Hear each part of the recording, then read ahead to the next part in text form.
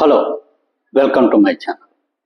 ఈరోజు ఈ వీడియోలో మనం బీజేపీ స్టాండ్ తెలుగు రాష్ట్రాల మీద ఈ మధ్య ఏమైనా మార్పు వచ్చిందా అనేది ఈ వీడియోలో చర్చించుకుందాం.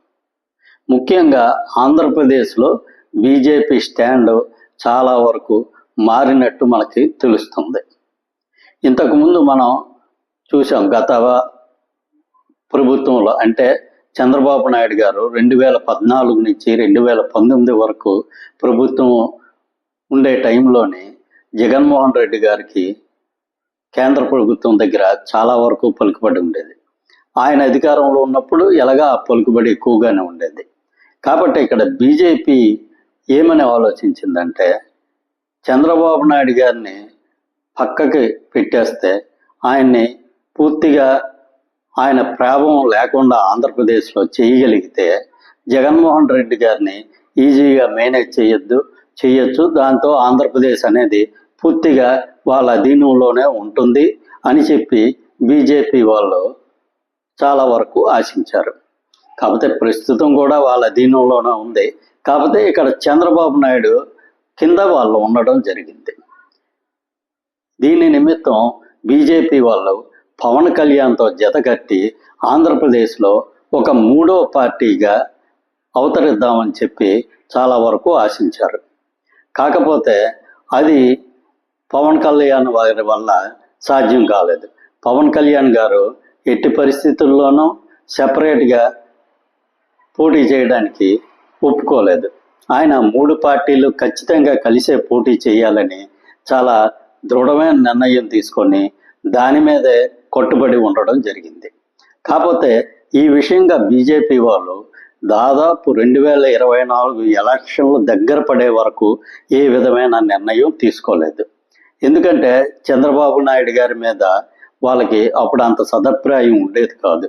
ఎలాగైనా సరే చంద్రబాబు నాయుడు గారిని మరోసారి ఓడిస్తే ఆయన ఏజ్ కూడా అయిపోయింది కాబట్టి ఆయన మరలా తెలుగుదేశం పార్టీని నడపలేరు.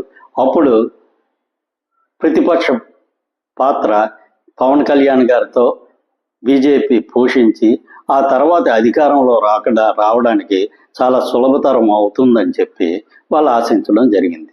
కాకపోతే ఇక్కడ చంద్రబాబు నాయుడు గారు చాలా బలంగా ఉండడం జరిగింది.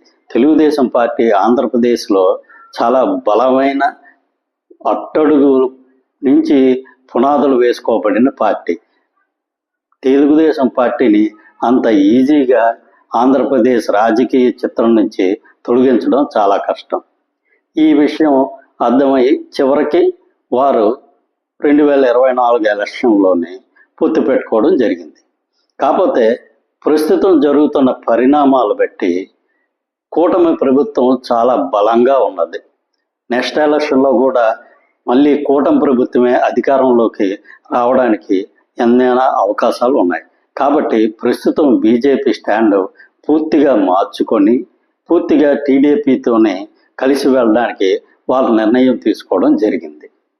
ఇదే టైంలో వైఎస్ఆర్సీపీని కూడా దూరం పెట్టడానికి వాళ్ళు నిర్ణయించుకోవడం జరిగింది. దీనికి ప్రధాని నరేంద్ర మోడీ గారు కూడా వైఎస్ఆర్సీపీ చేస్తున్న విమర్శలకి ధీటుగా సమాధానం చెప్పాలని వాళ్ళు బీజేపీ కార్యకర్తలకి బీజేపీ నాయకులకి దిశానిర్దేశం చేయడం జరిగింది. అంటే ప్రస్తుత పరిస్థితుల్లో బీజేపీ వైఎస్ఆర్సీపీని గట్టిగా ఎదుర్కోవడానికి సిద్ధపడినట్టు మనకు అర్థమవుతుంది. కాకపోతే జగన్మోహన్ రెడ్డి గారు బీజేపీని ఎలాగైనా సరే శాంతింపజేసి తనతో పాటు కలిసి వెళ్ళేటట్టు చేద్దామని చాలా వరకు కళ్ళగనడం జరుగుతుంది. కాకపోతే అది సమీప భవిష్యత్తులో జరగడానికి అవకాశం చాలా తక్కువగా ఉంది.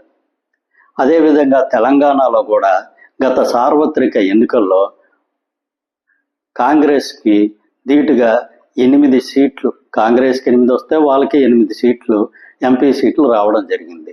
కాబట్టి ఆ టైంలో ఎలాగైనా సరే తెలంగాణలో నెక్స్ట్ టైం అధికారంలోకి వస్తామని చాలా తీవ్రంగా వాళ్ళు ఆలోచించడం జరిగింది. కాకపోతే ఈ మధ్యకాలంలో ఈ 2 ఏళ్ళలో జరిగిన పరిణామాలు బట్టి వాళ్ళు పూర్తిగా చేతులెత్తేయడం జరిగింది. ఇంకా తెలంగాణలో మళ్ళీ అధికారంలోకి రావడం జరగదు. కనీసం ఇప్పుడు ఉన్న సీట్లనైనా నిలబెట్టుకుంటే అది మనకి ఉపయోగకరంగా ఉంటుంది అని చెప్పి వాళ్ళు నిర్ణయం తీసుకోవడం జరిగింది. ఈ విధంగా బీజేపీ మన తెలుగు రాష్ట్రాల్లో వాళ్ళు ఆశించినంత స్థాయిలో వాళ్ళు ముందుకు వెళ్ళలేకపోతున్నారు. కాబట్టి ఎవరో ఒకరితో జత కట్టి మాత్రమే వాళ్ళు వచ్చే ఎన్నికల్లోకి వెళ్ళడం జరుగుతుంది. Thank you. ఈ వీడియో నచ్చినట్లయితే ఈ ఛానల్ సబ్స్క్రైబ్ చేసుకోండి. Thank you very much.